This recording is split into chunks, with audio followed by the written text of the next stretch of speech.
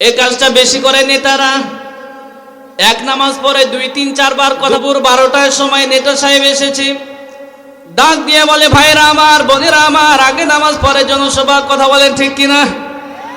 নামাজ পড়ে নিল, জোহরের নামাজ 12টার সময়। আবার একটা সময় আর এক জায়গায় ডাক দিয়ে বলে, ভাইরা আমার, বোনেরা আমার, আগে নামাজ পড়ে জনসভা, ভোট দিলে দিবেন, না দিলে না দিবেন। এক নামাজ হলো কয়বার? 2 বার। আর এক জায়গায় যাবে 3টার সময়, ডাক দিয়ে বলে, ভাইরা আমার, বোনেরা আমার, আমার জোহরের নামাজটা কাজা আছে, ভোট দিলে দিবেন, না দিলে না দিবেন, আগে নামাজ পড়ে জনসভা। আল্লাহ পাক বলেন, এই পৃথিবীতে এমনও নামাজি আছে যে সমস্ত নামাজিরা নামাজ পড়বে, নামাজ পড়েও যাবে জাহান্নামে। কথা বলে ঠিক কিনা? যারা নামাজ পড়েছে কিন্তু নামাজ কায়েমের আন্দোলন করে নাই, নামাজ কায়েমের আন্দোলনকে যারা সহযোগিতা করে নাই, সম্পৃক্ত থাকে নাই, সমস্ত নামাজিরাই নামাজ পড়েও যাবে জাহান্নামে। ঠিক কিনা? প্রিয় ভাইরা আমার, এই জন্য সাইয়্যিদুনা ঈসা রুহুল্লাহ দোল্লার ভিতর থেকে ডাক দিয়ে বলেন, আল্লাহ পাক আমারে 2টি ওসিয়ত করেছেন। 1 নম্বরে নামাজ কায়েমের আন্দোলন করবে, আর 2 নম্বরে যাকাত ভিত্তিক অর্থ ব্যবস্থা কায়েম করবে। নির্ধারিত সময় যদি শেষ হয়ে যায়, প্রধান বক্তা মাওলানা আব্দুল্লাহ আল আমিন হুজুর যদি স্টেজে চলে আসে, আমার কি বেল আছে নাকি? আরো জোরে বলেন। আমার তো বেল নাই।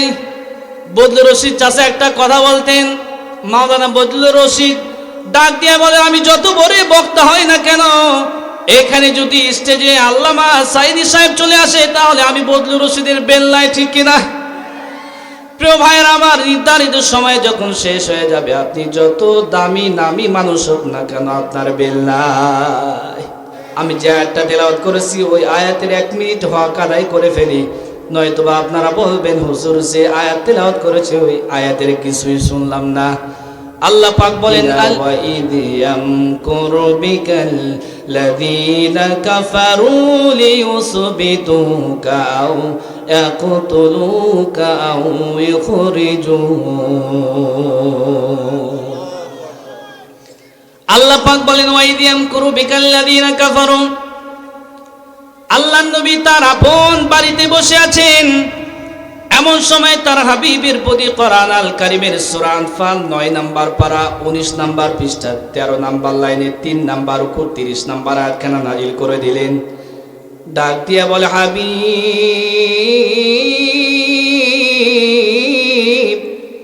আরে মক্কার জমিনে থাকা যাবে না। আপনার বিরুদ্ধে সংসদ ভবনে দারুন নাদওয়ার বৈঠকে 3 প্রকারের সিদ্ধান্ত গ্রহণ করা হয়েছে। হয়তোবা জেলখানায় বন্দী করে দেওয়া হবে, নয়তোবা আপনাকে হত্যা করা হবে, নয়তোবা দেশ থেকে আপনাকে বিতাড়িত করা হবে। ঠিক কিনা? আজও কোরআনের কথা, ইসলামের কথা, মানবতার কথা বলার জন্য আজও বাংলার জমিনের সূর্য সন্তানগুলো প্রবাসের মাটিতে মানবতার জীবন যাপন করতেছে। ঠিক কিনা? প্রিয় ভাইরা আমার, আল্লাহ পাক ডাক দিয়া বলে, হাবিব, 1 মুষ্টি বালি নিয়ে শাওয়াতিল উজু বলে আপনি নিক্ষিপ্ত করেন। আল্লাহ পাক ডাক দিয়ে বলে, ওয়ামা রামাইতা ইয রামাইতা ওয়ালাকিন্নাল্লাহা রামা। আল্লাহ পাক ডাক দিয়ে বলে, হাবিব, আপনি নিক্ষিপ্ত করেন নাই।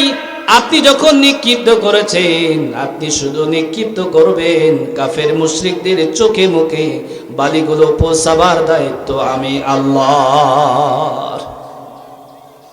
প্রিয় ভাইরা আমার, আমরা যারা দুনিয়াতে এসেছি, নবীর বিরুদ্ধে যেমন 3 প্রকারের সিদ্ধান্ত গ্রহণ করা হয়েছে, আপনি আমি কোরআনের আন্দোলন যদি করি, কোরআনের আন্দোলনে আপনি আমি যদি সম্পৃক্ত থাকি, আপনি আমি যদি কোরআনের আন্দোলনে কোরআনের রাজ কায়েমের জন্য চেষ্টা করি, নবীর বিরুদ্ধে যেমন 3 প্রকারের সিদ্ধান্ত নেওয়া হয়েছে, আপনার আমার বিরুদ্ধে হচ্ছে ওইভাবে 3 প্রকারের সিদ্ধান্ত নেওয়া হবে। ঠিক কিনা?